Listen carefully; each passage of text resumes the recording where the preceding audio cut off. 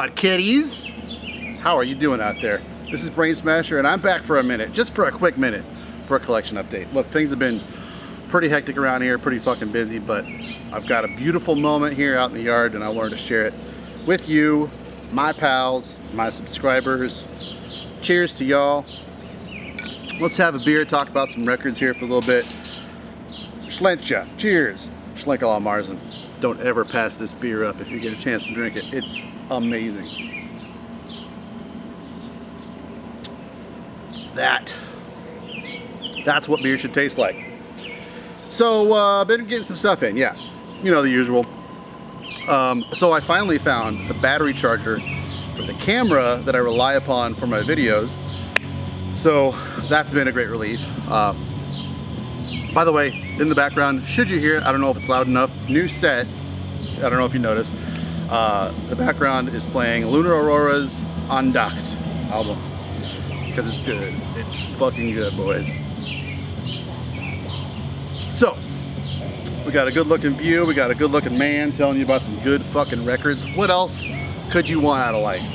Sit down, strap yourself in. First one, oh, you didn't know about Eric here? You didn't know. This is some good shit. So Eric here is a Norwegian band. I believe solo project. I don't know much about this band. This is their demo reissued on vinyl by Tordegard. And they put out an album last year called Avensskjold, which was gorgeous. Actually, I think it was 2019.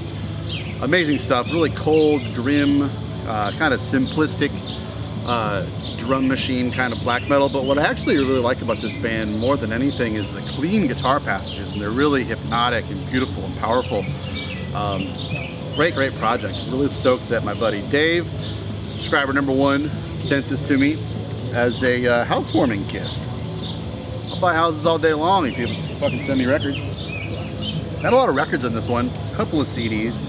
Been buying, I don't know if it's just because my record player is what I have access to mostly right now until my man cave is built, but I've been just buying more records lately. Been finding some good stuff repressed on vinyl, so we'll get into that. The further I get into my delicious beverage. Yeah, okay, speaking of reissues, I didn't unsleeve these ahead of time, shit. The Inexorable by Angel Corpse. I think maybe 2020 reissue by Osmos. Always wanted to get this on vinyl. This, along with Exterminate, were maybe like the only holdouts for death metal bands that I loved and listened to throughout all of my black metal years. I absolutely adore the fuck out of these records, and these songs are so memorable, catchy, powerful, and just so expertly well written. I just think this is like Morbid Angel taken to another level. They're so fucking talented at songwriting and vicious. Oh, I love these fucking records so much. But what I hate is how they just pulled all the color out of these album covers. What a shame. Thanks, Osmos, for ruining these album covers to these amazing records. I actually kind of held off on buying these on vinyl for the longest time because the design on them is just so lazy. These are just, you ever see a label just like reissue 2 or 3 records and they just all look exactly the same, like fonts fucking identical, and they've changed what you already like about the design on the CD versions that you've had for 20 years. Anyways, I ignored the fuck out of this band until I spoke with Demonaz on the phone 20 years ago, back before At the Heart of Winter came out, and he was like, you need to go back and check out Angel Corpse. I did, and I absolutely fucking loved it. So if Demonaz ever recommends you a band, you probably should check it out. Trying to get through this quickly because I want to keep this about 20 minutes. I know that's a total joke, not gonna happen. Went to Davenport the other day, and they have this tiny little strip mall record store that usually has nothing but a bunch of fucking shitty porno grind in it, but they had last year's reissue of Necroticism, a formative album for me if there ever was one. I used to put on Incarnate Solvent Abuse. That fucking riff. Is there a tractor going by? You might see some tractors going by through here. It's tractor time here in Iowa. But man, you know this album, fucking perfect. I haven't spun it yet, so I can't really speak to the sound quality on it or anything. Apparently, this is the newer thing that Earache is doing. They're doing like full dynamic range reissues of their classics. I don't know if you do this, so this is the sleeve they want you to put your record in. It's nothing but a nasty piece of plastic or paper. I've been putting them in these rice paper sleeves, taking care of my records for once. Recommend you all do that. So Necroticism, you all should know that. Another one you all probably know and are going nuts about. This is the new Sanguine Sugar Bog, Tortured Whole. Look at that album cover. Look at that. Guy that did this album cover is a friend of mine. He does nightmare imagery. Look him up on Insta. But so I was a little hesitant to pick this up because of the hype, but man, I picked up their Pornographic Seizures EP last year, and I wound up really digging the drummer. Most of the appeal here for me is the drummer. I know people act like this is like a Mortician worship band or something, but I don't fucking give a shit about Mortician. I think that band sucks. Look at this, beautiful, gorgeous LP. I think this is gonna be one of those videos where the sun goes down and my shot sucks at the end. Thanks a lot, son. Anyways, this rules. I had a lot of fun with it. The drummer, just the way he minces up and dices up all those rhythms is endlessly entertaining to me, and it's groovy, super in the pocket style drumming, which I absolutely love. Ah, it's a good beer. Next, picked up a vinyl copy of Colder Walls' self-titled EP. It's kind of an EP, kind of a full length. It's got kind of an interlude to it. It's kind of short-ish, but I have listened to this thing so goddamn many times. I know a lot of you guys aren't really into country, but if there ever was a country record that I think a lot of you guys might enjoy, I don't think you can go wrong with this masterpiece right here. These songs I know by heart so well, and I never get sick of listening to this thing. It's one of those things where I bought it on CD, listened to the shit out of it. I listen to it on my phone all the time. I listen to it constantly, and I just felt like I need to get this on vinyl. I listen to this so fucking much as kind of like a, I don't know, to pay tribute to that album. That's the way I think of vinyl. Anyways, so let's get into some discs. I ordered a shit ton of cheap crap from Paragon, only because I was interested in getting, this is the first full length from Mactatas, a band that I think most people kind of like consider like a poor man's Dimmu Borgir or Cradle of Filth, which is total, utter nonsensical bullshit. They did really lay it heavy on with the makeup back in the day, and their album covers, until they were signed to Napalm, after they were signed to Napalm, were pretty fucking stupid. So like, there's an infamy to this band that is, I'm not gonna say isn't undeserved, but this debut is fucking amazing. Late 90s Norwegian black metal to its core. This is an album that should be talked about along with your Keep of Kalessons, Kvists, stuff like that. And I had had this on MP3 for years and just thought, yeah, that's kind of what it is, whatever. It's a old late 90s black metal demo from Norway, whatever. And I just put it on randomly one day. I'm actually kind of relying on my MP3 collection, which I've had since I was 20 years old, a lot more lately because the bandwidth out here is so bad and our data caps are so bad. I've just been kind of revisiting a lot of my MP3 collection more and more and more and more and more. So I wound up finding a copy of this reissue for $5 from Paragon Distro. Picked up a couple other of stuff that I'm really happy to have picked up. Terranian Wake from Worship. Holy shit, this album fucking rules. These guys are one of the titans of doom metal that I don't think a lot of people really acknowledge that fact about them. I'm not super familiar with a lot of their discography, but I think I may even like this more than last CD, Till Doomsday. But I feel like this is a band, when I'm in the mood for it, it really fucking works on me, but I'm not often in the mood for this kind of thing. It's just so totally mournful, depraved, and melancholic Doom, the way I think Doom really ought to be. There's a lot of Doom who I think kind of take a page from the Saint Vitus book or the Black Sabbath-y kind of thing, with a more, I think, approachable songwriting structure to it.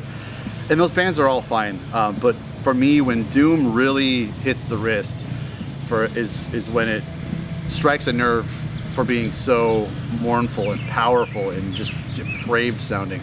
And this is so convincingly emotional and dark that I just fucking ate it up. $5. I can't believe that was even available. It came out probably 10 years ago on Weird Truth. So I just kind of went through the whole Paragon distro and picked up some rando things that I didn't know. I've been in the mood, and that reminds me, I actually forgot to grab a couple of CDs. All right, so we'll back it up a little bit. So this is my silo. I don't know what to do with it. I don't know what you do with a silo that's been there for 50 years, but it's cool. It's a great little echo chamber. I'll probably never shoot a video in it. It's too dark. It's got no electricity to it. But yeah, got a little silo. This is actually pretty small for a regular silo if you're not aware. So I went to my car, grabbed a couple CDs that I forgot, and got a better view. Yeah. Hope this works a little nicer. A couple more vinyl, a couple more CD, and I'll get out of your hair. Anyway, so what I was talking about was I randomly checked out a CD that I found in the Paragon distro. I had never heard of this band, Mournblade, and I had actually been kind of, I don't know, kicking tires, looking around, because I've been wanting to pick up some more releases from this label called Kirk Productions. And I feel like Kirk is kind of mainly known for doing some pretty big hitter reissues on stuff like Arcturus, Manes, the Thorns, Stigma Diabolicum stuff. I'm actually kind of thinking about picking that up. Kirk just does a really great job on a lot of their reissues, and I was just kind of like, man, I really love the way they put those things together, and I'm kind of in the mood for something like that, kind of 90s underground revisited, definitely like Scandinavian of origin. But like I didn't really realize that Kirk had released some releases that were not reissues. So that's kind of the tangent that I got off on. And so Mournblade is one of the very first releases on Kirk Productions before they actually got underway with their reissues, which they're kind of more well known for. So this came out in 2001, and Mournblade were a band from Greece. And I wouldn't have guessed that having heard this. I probably would have said that's got to be like a melodic Swedish kind of band. They're ultra blazing fucking fast, and their melodicism is just amazing. It is, once you kind of really dig into it and you can kind of hear through the distortion, it's a pretty nasty album, honestly, but not so much that it isn't really, really great. It's got a great tone to it, and it doesn't just kind of rely on that nastiness for any kind of atmosphere whatsoever. These are like amazingly well-written songs, blazing fast performance through all of it. It's fucking ripping black metal with a kind of bit of a Greek melodicism to it, but it sounds kind of Swedish because of how hyper blasty fast it is, but it's not slick sounding whatsoever. It's a really satisfying listen. The album is self-titled, and it kind of has some boring or whatever artwork to it, but man, I highly recommend this. This is their only release, and it's never been released on vinyl, and I think this is honestly the only edition of this album you should ever be able to find.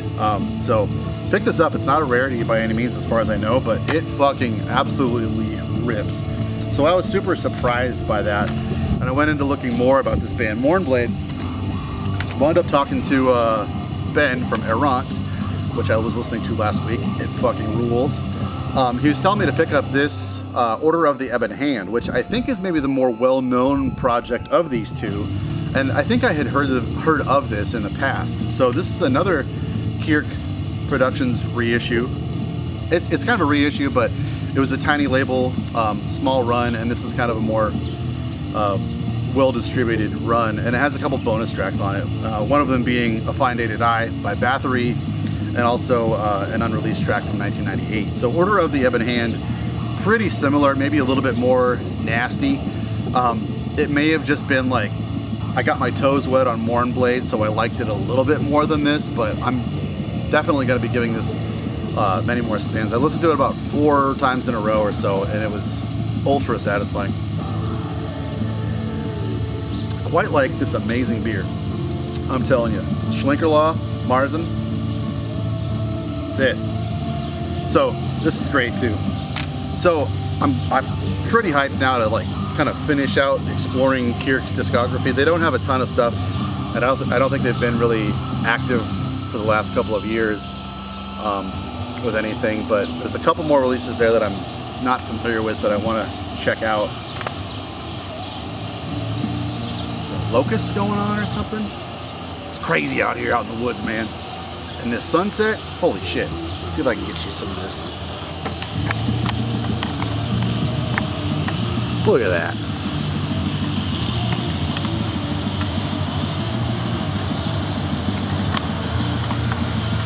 Oh, it's not really gonna work, is it? Yeah. Yeah. That's a country sunset. That's a country tractor. All right. I'm sorry for all the fucking tangents, but our house is going really well. It's gorgeous, but I kind of want to like spend a lot of time shooting videos out here, outdoors, while I still can, because it's summer's coming on. It's gonna be too hot, and then we're gonna go indoors, and I'll just kind of shoot around the house at various places for funsies. So that's some killer Greek black metal that really kind of strayed from the Greek black metal path that I'm well familiar with, and I feel like I'm fairly well versed in, and honestly not super enthused about listening to very often. So it was fun to kind of go back, check out some Greek stuff that was older and has like a lot more intensity to it than I'm used to hearing from Greece, but also with some familiar but unique melodicism to it.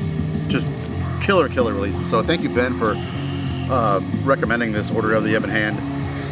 By the way, the album's called A Mystic Path to the Nether World, and I picked it up from Nuclear War Now for $9. Apparently it's kind of a rarity, but I don't think you should have to spend more than $20 or something if you find a copy of it.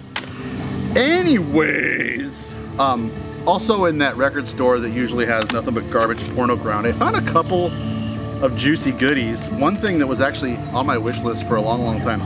I believe I first heard about this from Justin Stubbs. This is a band called Encrimsoned, which is a very, I'm aware, cringy as all fuck. God, that sunset's amazing. Band name.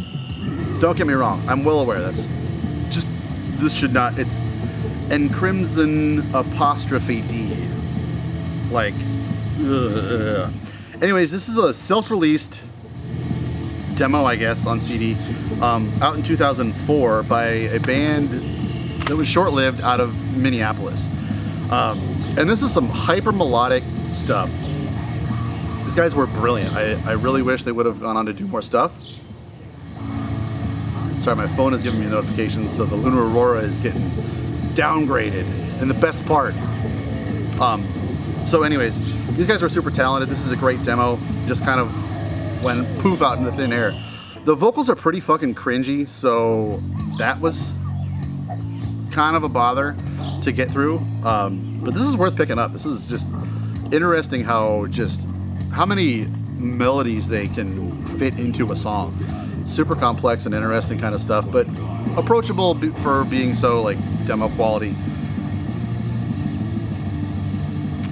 I guess like In Thy Dreams, kind of somewhere around there, sort of some like more of an American style In Thy Dreams.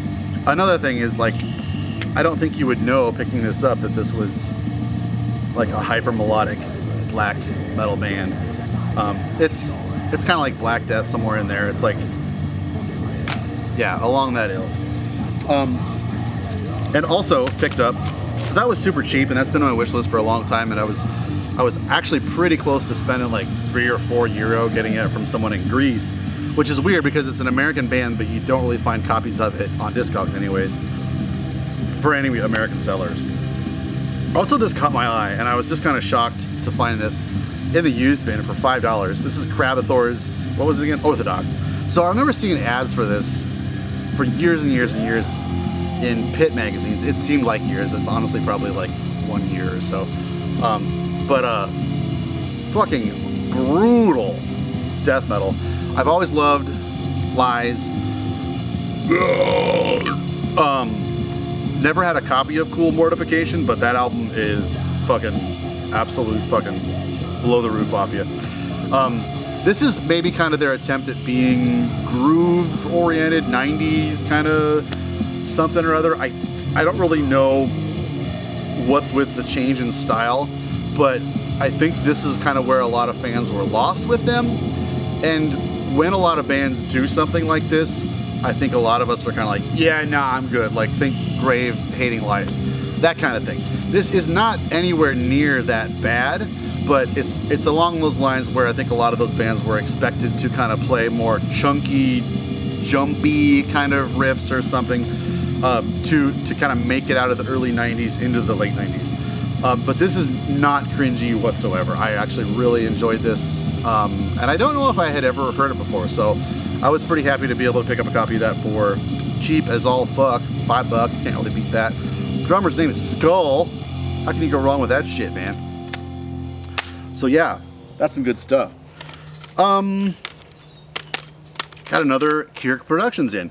So this is kind of where it all started with the Kirk Productions. This is Isvin's demo compilation from 93 to 94. So in just 2 short years, they released 3 demos. Although, actually no, there's a 92 demo on here as a bonus. What a weird thing. So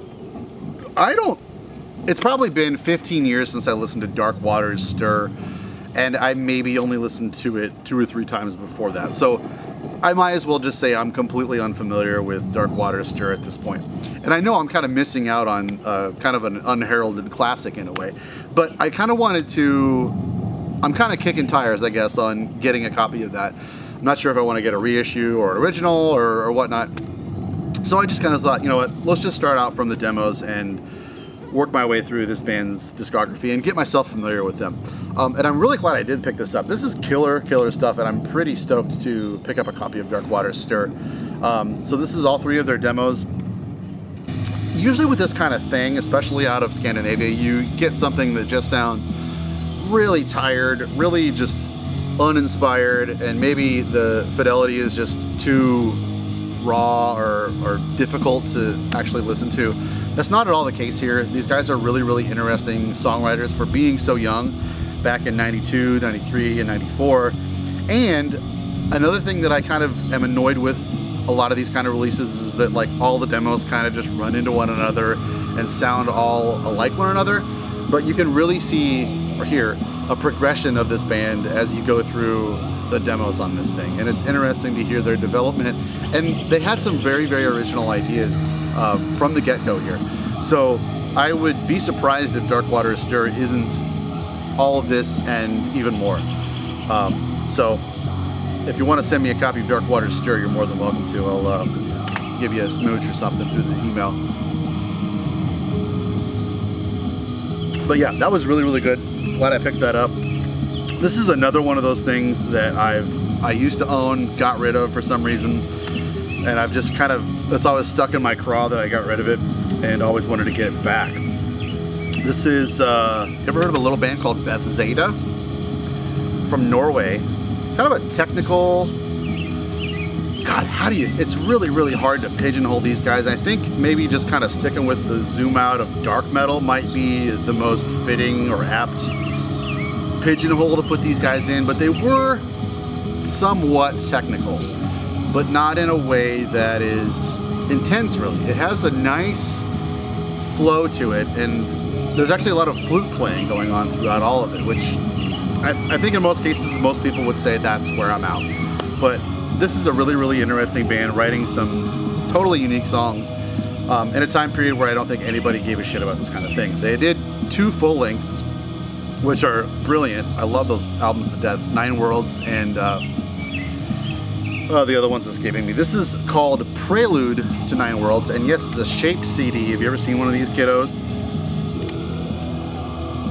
So, it's Thor's Hammer. Shaped CD. Yes, it plays in some CD players, not in my car. But this is like some this is some demos before that 9 Worlds album came out. So some of these songs are on there, some of them are not. And this was one of the earliest releases of Seasons of Mist. Number 5, SOM005, hand numbered, limited to 1,500 copies. There's a lot of clowns out there trying to sell this fucking thing for like €100. I picked this up for like €4. So glad to have this back in the collection. And like, this is a band I can never see myself getting rid of this stuff again. I could definitely see why 20-year-old me or so got rid of this after thinking it was too, I don't know, not necro or something. I got rid of so many albums back in the day because I was, who knows why, but fuck me from back then for sure, because I've been buying all of my own record collection from back then. Anyways, a couple more releases, 2 more CDs, 4 LPs. Another one I picked up from Paragon Records, Titan Mountain.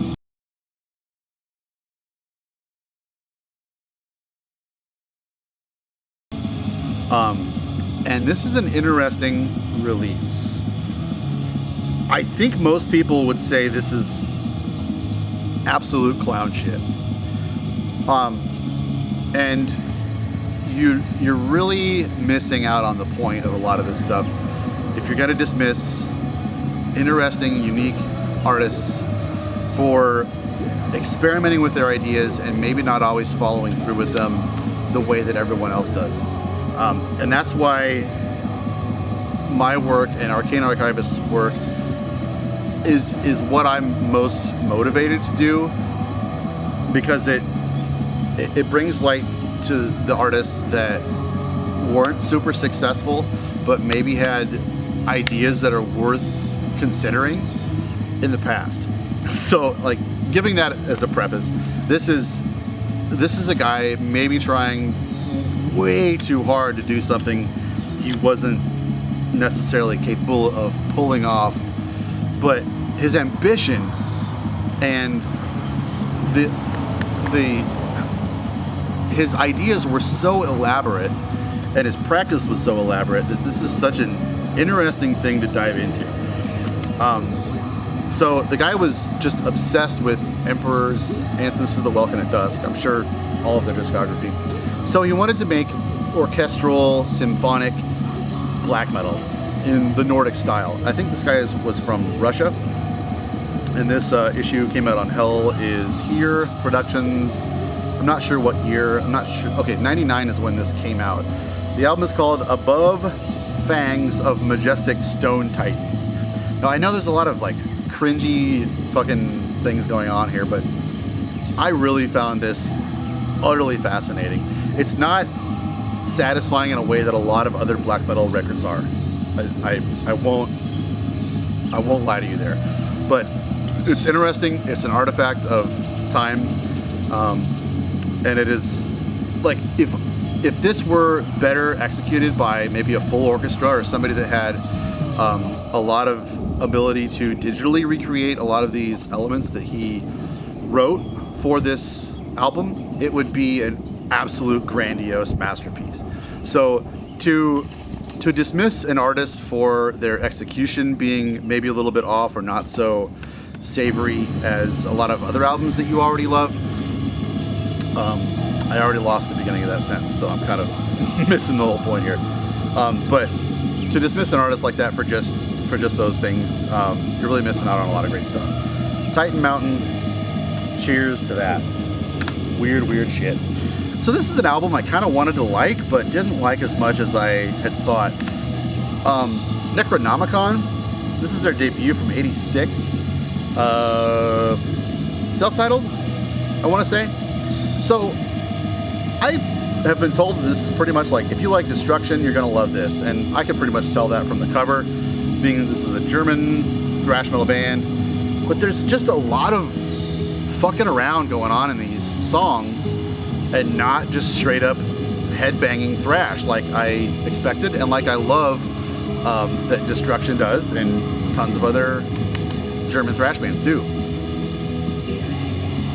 I don't know if it's just like breakdowns, interludes, just stuff that it's not as devastating as this kind of thing ought to be. So I don't know, this missed its mark with me. Maybe it's something I can revisit again and really find a healthy respect for, but I just kind of missed its mark. I haven't really been listening to a lot of thrash lately, so maybe that's kind of where we're at. But finally, the big four. The big fucking four. So I'm sure a lot of you guys got these on the big wooden box set. This is Vindir. I got all four of their albums, double LP. Come on. So this is a band you all should be pretty familiar with. Lickverd, Sornak, Shine, Arntor. This is not a formative band for me. This is not a band that I am gonna say I've always been into. They were a band that interested me back in my MP3 days, and I never really got around to buying any of their stuff until about 10 years ago or so. And I imagine that's probably the case for a lot of you guys too. They really didn't get their due until Homie froze to death up on a mountain, which is a bummer. This is some really, really forward-thinking Norwegian black metal, and for its time, it just really got lost in the mix. And I think Head Not Found kind of didn't do a great job of maybe distributing these albums or keeping them in print over the years, especially not on vinyl, because this is the first time they've been on vinyl thanks to Season of Mist. But so that's like, this isn't such a satisfying thing to be buying on vinyl, because it's not one of those bands that I'm just like insanely into or anything. So going back and looking upon their albums now, I really, really respect what they did. And honestly, until I bought all of their albums on CD about 10 years ago, I was super impressed by the live DVD that they put out posthumously as a band. And I think the brother of, his name is escaping me right now, Valfar. The brother of Valfar stood in and did vocals for him, and that performance is amazing. And it's so surprising that like the performance of what was once a solo project turned out to be such an immense performance by like everyone but the guy who wrote the songs. And that DVD is a super rare thing to have, but it is an amazing show. I'll put a link down below for all of this stuff if you need help finding any of this stuff. But yeah, finally got all the Windir albums on vinyl. A couple of months ago, funny little anecdote story or whatever before we sign off here, I found a copy of the Ulcus album that I think a lot of people don't even know exists. So before the members of Vrede joined Vindir, they had a project of their own called Ulcus, and they released this album on Shiver Records. The name escapes me right now, but it's rare as fuck. It's worth a ton of money, and you'll never find a copy of it for sale. Finally found a copy of it on eBay. It was like a promo copy of it or something, and the guy wanted something like 25 euro or something like that, and I bought it. Finally came, and he had the wrong disc in it, and I was like, please tell me you have the right disc for this, because the jacket was nothing but a photocopied printout that came out that he had printed in 1998 or some shit. So it was a total fucking wash. My heart was broken. He gave me my money back, thankfully, but I just thought, oh my god, I found a copy of Ulcus. Cherish the Obscure, that's what it's called. It's amazing. What an amazing album. For me, it's every bit as satisfying as if I said, there's a lost Vindir album you've never heard before, check it out. I honestly think most Vindir fans would be like, holy shit, this is amazing. But it's not. It's the guys who joined Vindir. And it's weird to hear how two separate bands, Ulcus and Vindir, sounded so similarly, separately, and then merged into one. One guy dies. I don't know. You know, the legacy goes on. It's really, really interesting kind of irony of stories. Well, I'd love to be sitting out here shooting the shit with you all night, but I can't. I gotta upload this video and get it out to you guys. Thanks for watching. It's been fun. I feel like I'm forgetting something, but I guess that's always how it's gonna be. Till I do my next video, take care. We'll see you next time.